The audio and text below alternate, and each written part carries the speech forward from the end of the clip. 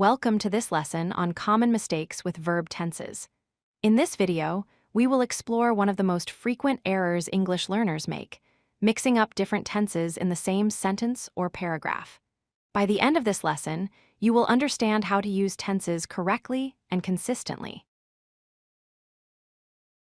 Before we look at mistakes, let us understand what verb tenses are. Verb tenses tell us when an action happens. There are three main categories. Past tense describes actions that already happened. Present tense describes actions happening right now, and future tense describes actions that will happen later. Each tense has its own rules and forms.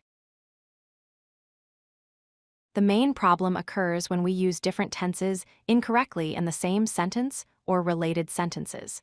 This confuses the reader or listener about when things are happening. It makes your writing unclear and unprofessional.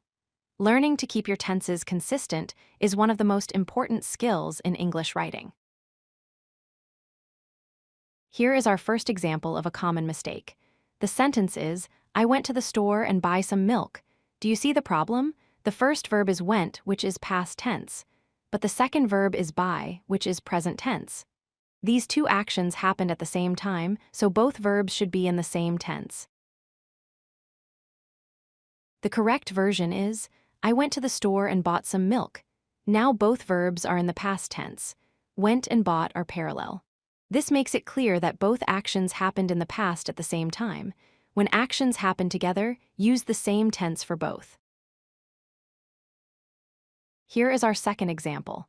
The sentence is, she is studying English since last year. This is incorrect because is studying is present continuous tense, which means the action is happening right now. But the phrase since last year indicates a duration from the past until now. These do not match properly. The correct version is, she has been studying English since last year. Has been studying is present perfect continuous tense. This tense shows an action that started in the past and continues to the present moment. When you use since with a time period, you need the present perfect or present perfect continuous, not just the simple present. Here is our third example. The sentence is, tomorrow I went to the market. This is incorrect because tomorrow is a future time word, but went is past tense. You cannot go somewhere in the future if you use a past tense verb. The time marker and the tense do not match. Here is the most important lesson to remember. Keep your tenses consistent within sentences and related ideas. Always check that your time markers match your verb tenses. If something happened in the past, use past tense.